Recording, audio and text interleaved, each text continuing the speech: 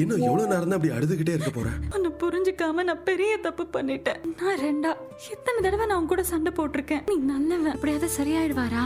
இப்பவே அவர் கிட்டத்தட்ட சரியான மாதிரி தான். உங்க அப்பாக்கு இனிமே எந்த பிரச்சனையும் இல்ல. நாளைக்கு காலையில முதல் வேலையா உங்க அப்பாவை போய் பார்க்கலாம். அப்படியெல்லாம் உங்களை விட்டு போயிட மாட்டேன், பயப்படாதீங்க. அப்பா அப்பா கோமதி, உங்க அண்ணனை பாரு கோமதி. நான் ரொம்ப பயந்துட்டேன் தெரியுமா?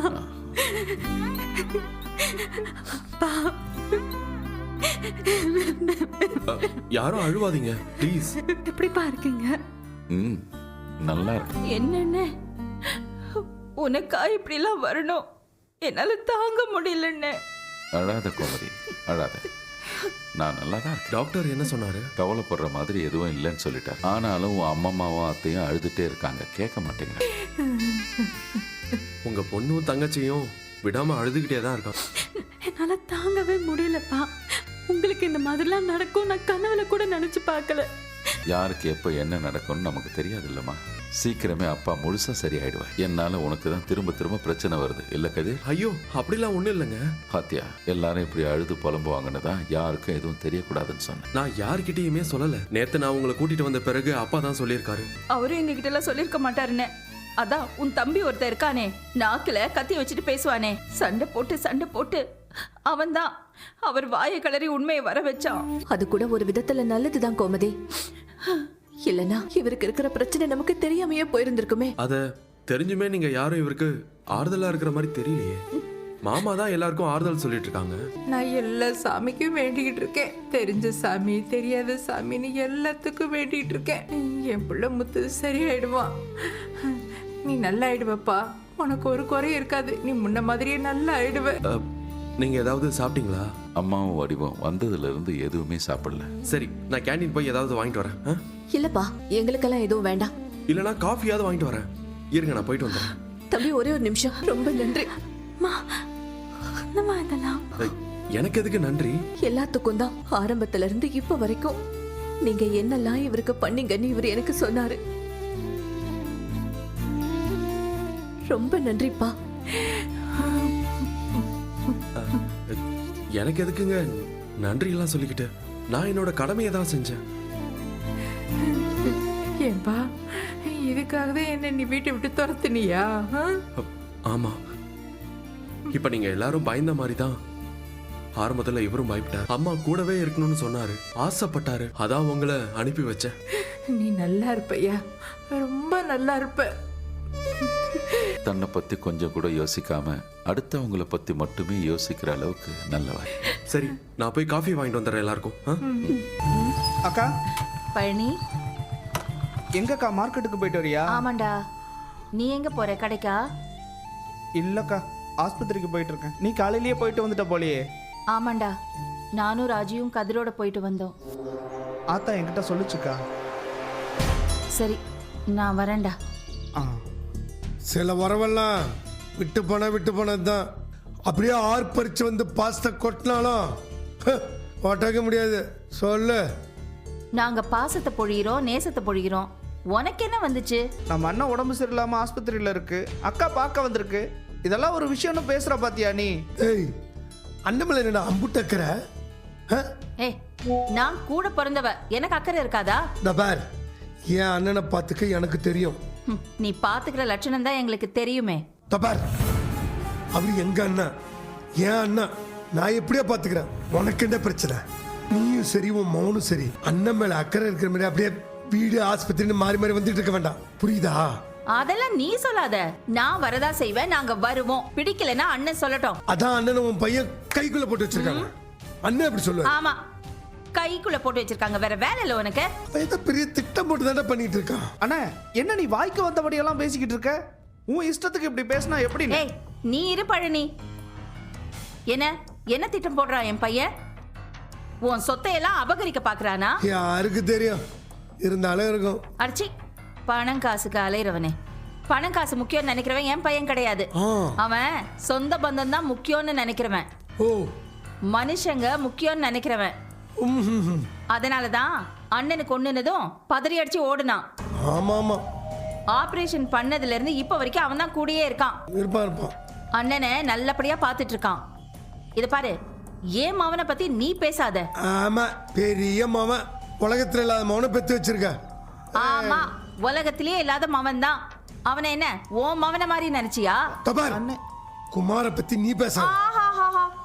நீ ஏன் மவனை பத்தி பேசுவ, நான் வந்து அந்த ஃப்ராட பத்தி பேசக்கூடாது, சும்மா இருக்கணுமா? தொலைச்சிடும். வெக்கமா இல்ல? சொந்த பெரியப்பாவே கொல்ல பார்த்தவன் தானே உன் மவன். இதுல அந்த பழிய தூக்கி இன்னொருத்த மேல போடுவானா? சரியான பொறுக்கி அவன். கம்பி, ஏய், வார்த்தை சத்தம் போடாத. அண்ணனே, அக்கா சரியா தானே பேசிக்கிட்டு இருக்கு. ஏய், எதுக்கு நீ இருடா. அந்த உருப்படாத கழுதைக்கு நீ அவளை சப்போர்ட் பண்ணும்போது என் பையனுக்கு நான் எவ்வளவு பண்ணுவேன்? கதிரை பத்தி பேசுற தகுதி உனக்கும் உன் மவனுக்கும் கிடையாது. வந்துட்டான் பேசுறதுக்கு.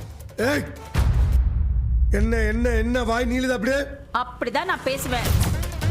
நான் தெரியாம உனக்கு கேக்குறேன். நேத்து கதிர் அங்க வரலன்னா அண்ணனோட நிலைமை என்ன ஆயிருக்கும்? நேரத்துக்கு வந்து உதவி பண்றவனுக்கு நன்றியோட இருக்க வேணாம், அவனை பத்தி கண்டபடி பேசாம இருக்கலாம்ல?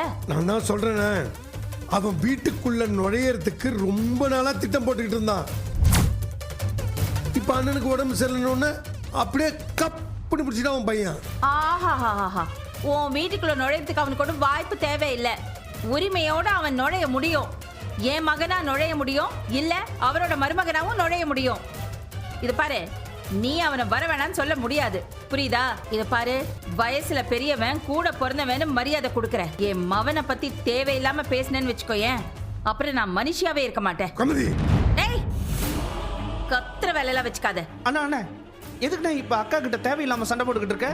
இதெல்லாம் கொஞ்சம் கூட நியாயமே இல்ல அண்ணா நீ பண்றது. ஏய், என்னடா இருக்கிறது, சாப்பிடுறது, தூங்குறது நம்ம வீட்டுல, ஆனா விசுவாசத்தை மட்டும் உங்க அக்கௌண்ட்ல கொண்டு வைக்கிறியோ? நான் ஒண்ணு விசுவாசத்தை காட்டலானே, நியாயத்தை தான் பேசிக்கிட்டு இருக்கேன். ஓஹோ, பெரிய நாயஸ்தான். நியாயம் பேச வந்துட்டாரு. ஏய், வம்பிழுக்கிறதுக்கே பேசுறாரு, நீ ஏன்டா பேசுற அவர் கூட? இத பாரு, என் அண்ணனுக்கு ஒண்ணுன்னா என் பையன் வரத்தான் செய்வான். நானும் வருவேன், என் குடும்பம் அத்தனை பேரும் வரத்தான் செய்வோம். வரக்கூடாதுன்னு நீ எல்லாம் ஒண்ணுமே சொல்ல முடியாது. தேவையில்லாம என் கூட சண்டை போடுறதை விட்டுட்டு ஒழுங்கா அண்ணனை பாத்துக்கிற வழியை பாரு.